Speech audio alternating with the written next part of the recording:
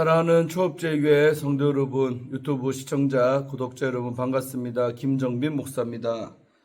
간밤에도 평안히 잘 주무셨습니까? 오늘은 2025년 7월 27일 우리 성령가님들 지난 7번째 주일입니다. 오늘도 주일 아침에 하나님 말씀으로 시작하는 우리가 되기를 원합니다. 제가 잠시 기도하겠습니다. 하나님 감사합니다. 오늘도 거룩하고 복된 주일을 허락하시고 이렇게 주일 아침에 하나님 말씀을 또 묵상하게 하시니 감사합니다. 오늘 이 시간도 주께 의탁하며 이 시간을 통하여서 주의 음성을 듣고 주의 뜻을 깨닫고 또 그 뜻대로 들은 대로 순종하며 살아가는 우리 모두가 되게 하여 주옵소서. 이 시간을 주께 의탁하옵고 우리를 죄에서 구원하신 예수님 이름으로 간절히 기도하옵나이다. 아멘.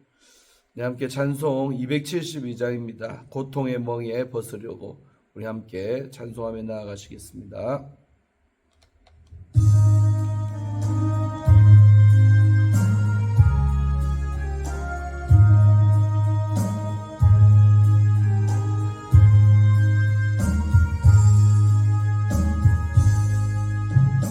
고통의 멍에 벗으려고 예수께로 나갑니다. 자유와 기쁨 주시는 주께로 갑니다.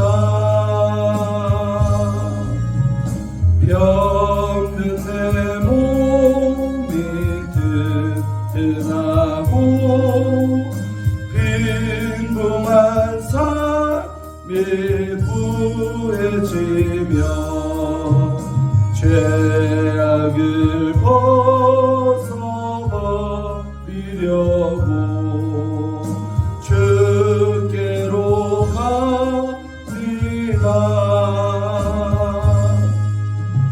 낭패와 실망 다 한 뒤에 예수께로 나갑니다. 십자가 은혜 받으려고 주께로 갑니다. 슬프던 마음 위로하고 이 세계 풍파 찬잔하며 영광의 찬송 부르려고 주께로 갑니다. 교만한 마음을 내버리고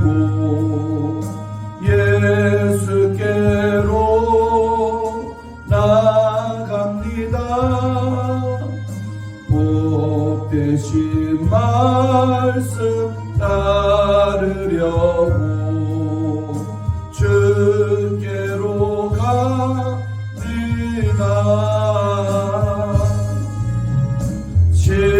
실망하니 몸이 물었고 예수의 크신 사랑받아 하늘의 기쁨 맛보려고 주께로 갑니다. 죽음의 길을 벗어나서 예수께로 나갑니다. 영원한 집을 바라보고 주께로 갑니다.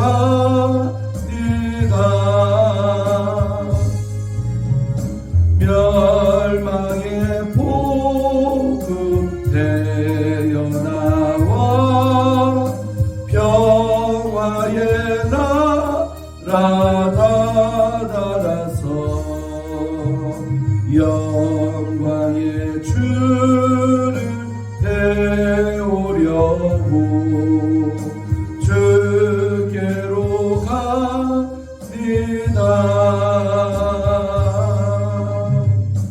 아멘.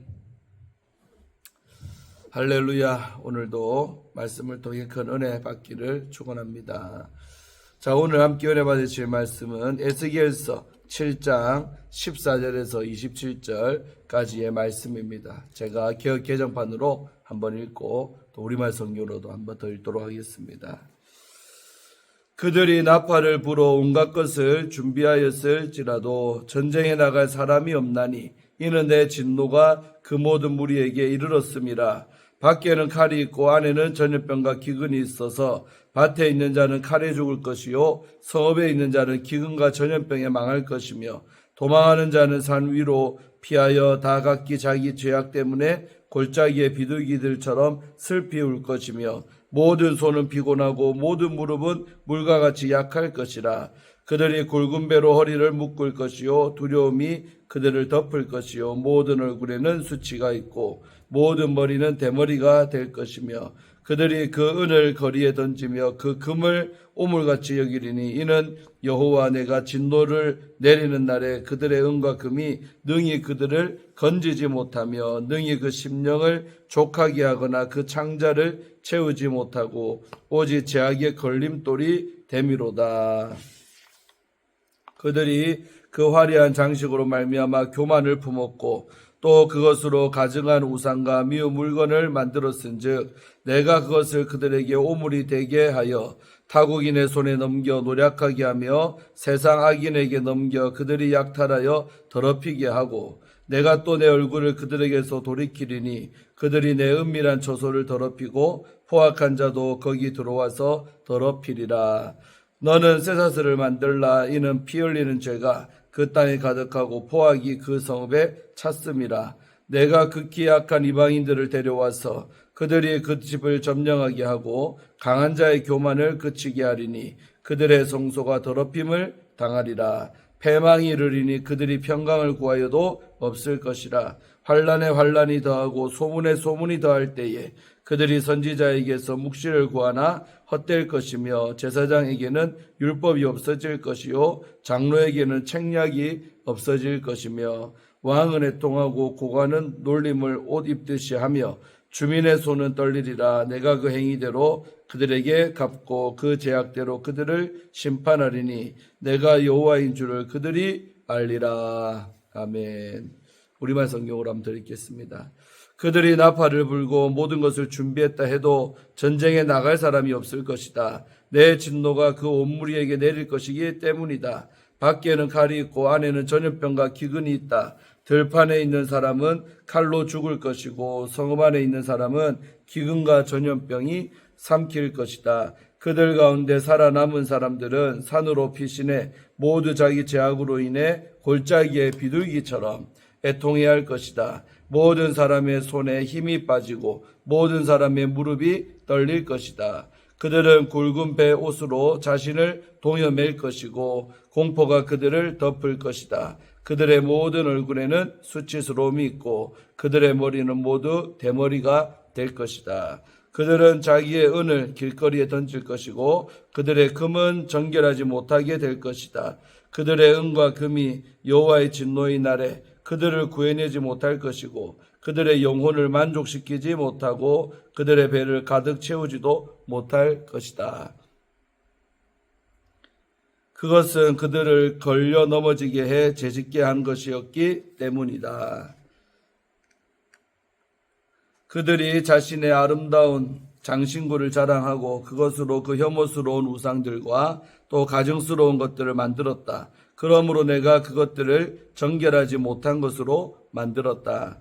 내가 그것을 이방 사람들의 손에 약탈물로 넘겨주고 세상의 사악한 사람들에게 전리품으로 내줄 것이다. 그러면 그들이 그것을 더럽힐 것이다. 내가 내 얼굴을 그들로부터 돌릴 것이고 그들은 내 비밀 거처를 더럽힐 것이다. 강도들이 거기 들어가 더럽힐 것이다.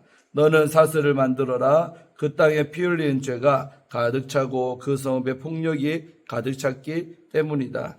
내가 민족 가운데 가장 악한 사람들을 데려다가 그들의 집을 차지하게 할 것이다. 내가 강한 사람들의 교만을 멈추게 할 것이다. 그리고 그들의 성소들이 더럽혀질 것이다. 환란이 오고 있다. 그러면 그들의 평화를 구하겠지만 평화가 없을 것이다. 재앙 위에 재앙이 올 것이며 소문에 소문이 더해질 것이다. 그러면 그들이 예언자에게서 계시를 구할 것이다. 제사장에게는 율법이 사라질 것이고 장로들에게서는 조언이 사라질 것이다.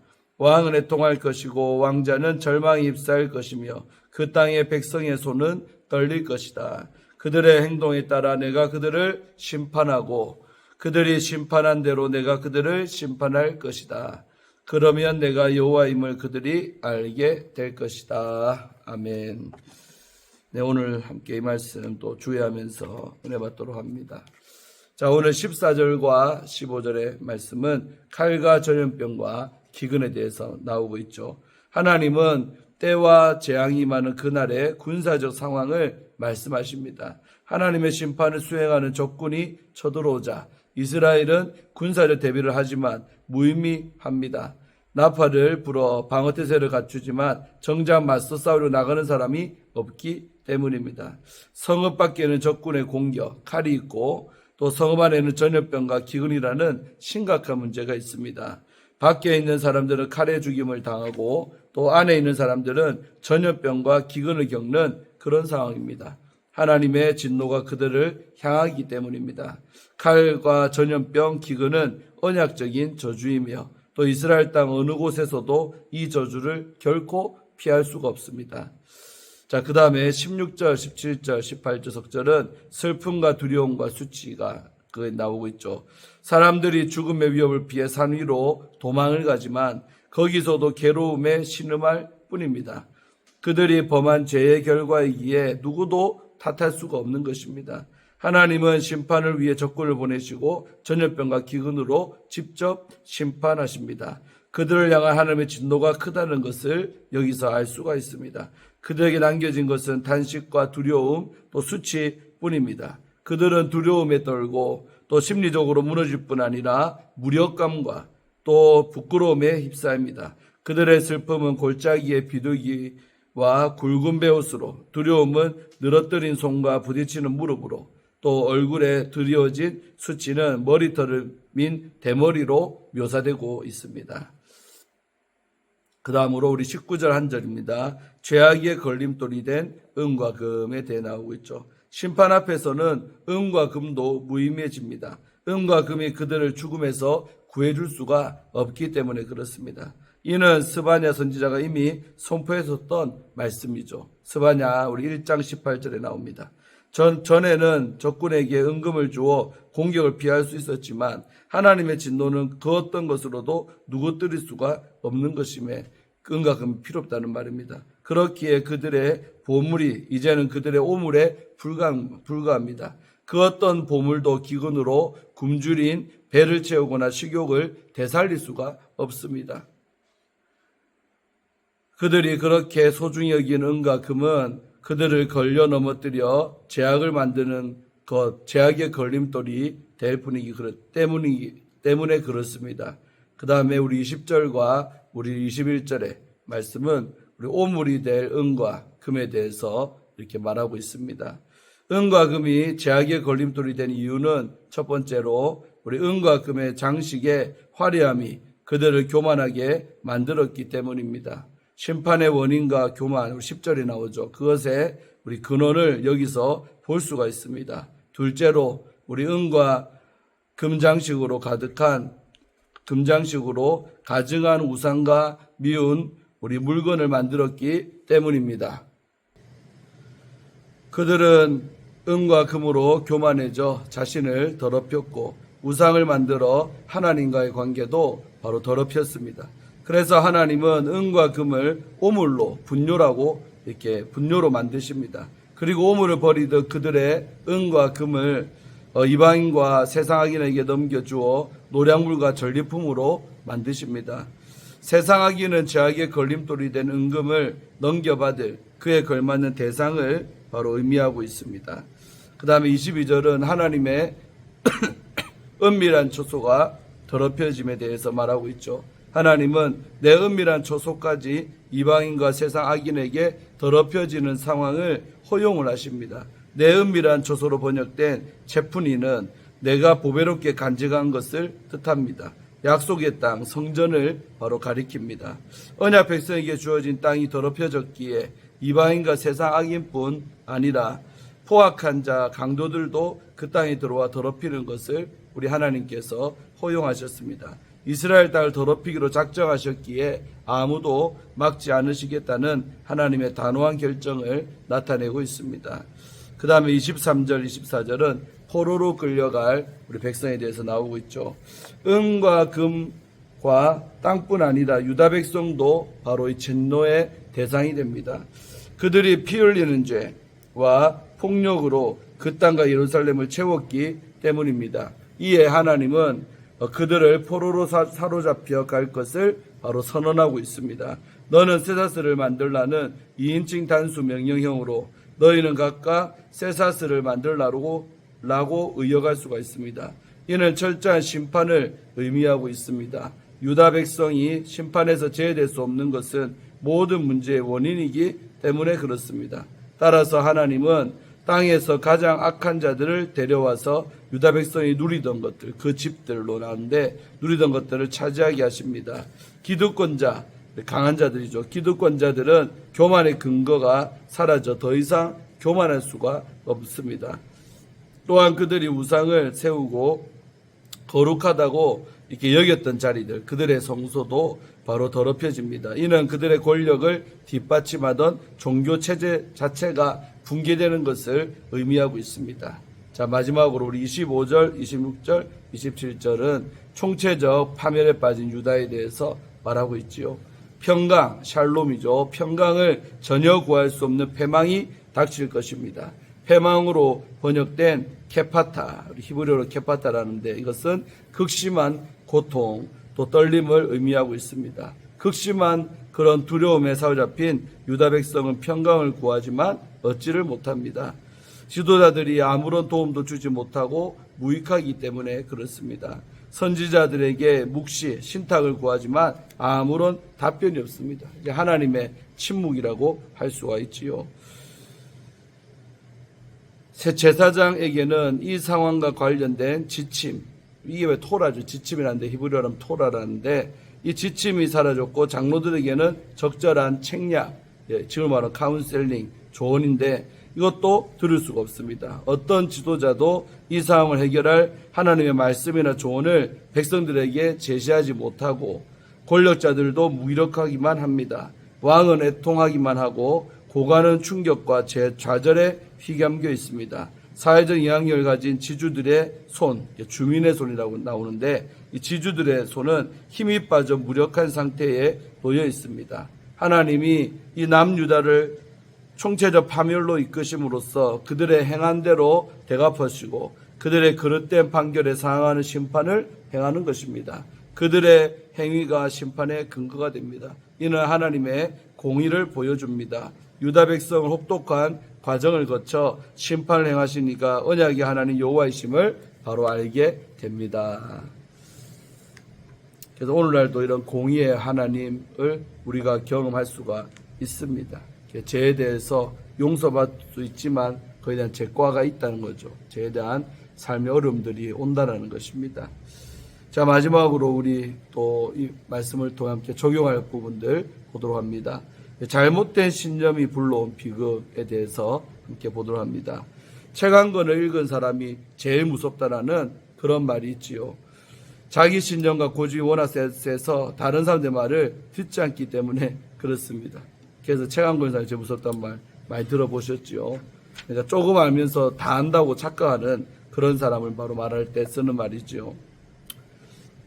이스라엘 백성이 딱 이랬다는 것입니다. 그들은 하나님의 성전이 영원하리라는 약속만을 철석같이 믿었습니다. 그래서 어떤 조건이 저들어와도 자신들은 절대로 지지 않으리라는 그런 잘못된 신념에 사로잡혀 있었습니다. 그러나 마음으로 하나님을 떠난 상태이기에 이야기가 전혀 달라집니다. 예루살렘의 비극은 여기서 시작된 것이나 마찬가지입니다. 하나님은 유다 백성이 많은 것을 준비했을지라도 적군이 쳐들어오면 정작 싸움에 나갈 사람이 없을 것이라고 말씀을 하십니다. 14절이었죠. 유다는 결코 하나님의 심판을 피할 수 없습니다. 그럼에도 그들은 회개하지를 않았습니다. 자신들의 힘으로 바벨론의 공격을 막을 수 있다고 믿었기 때문입니다. 그 결과는 무기력한 패배였습니다. 승리의 근원이신 하나님을 배제하고 자기들의 힘으로 승리를 얻으려고 한 결과입니다. 정말 승리를 원한다면 내 지혜와 명철을 내려놓고 철저히 하나님을 의지해야 합니다. 유다가 전쟁에 패해 슬피 울 것이라는 예언이 이어집니다. 16절이었죠. 이들이 쫓겨가서 슬피 울게 되는 이유는 울어야 할 때 울지 않았기 때문입니다. 그래서 우리가 군인이 땀 흘리 훈련해야 할 때 땀 흘리지 않으면 전투에서 피를 흘리게 되는 것입니다. 제가 해병대 장교 나왔잖아요. 그러다 보면 평소 떨린 땀은 전쟁 때 피 한 방울이라는 말이 있어요. 그래서 땀을 많이 흘릴수록 강해지니까 빨라지니까 전쟁에서는 피를 덜 흘리게 된다는 말이죠. 영적인 일도 마찬가지입니다. 평안할 때 죄를 회개하고 울지 않으면 심판의 날에 처량하게 울 수밖에 없습니다. 기회가 있을 때 눈물로 우리는 참여해야 합니다. 제가 늘 말하지만 하나님이 기도해라는 사인을 줄 때 꼭 기도를 해야 돼요. 그렇지 않으면 나중에 내 눈물이 아니라 피눈물을 흘리는 그런 아픔의 고통의 눈물을 흘릴 때가 있는 것입니다. 심판의 날은 무엇이 진정 가치 있는지를 알려주는 날입니다. 하나님은 그들이 그날에 은과 금을 오물처럼 여길 것이라고 오늘 말씀하셨지요.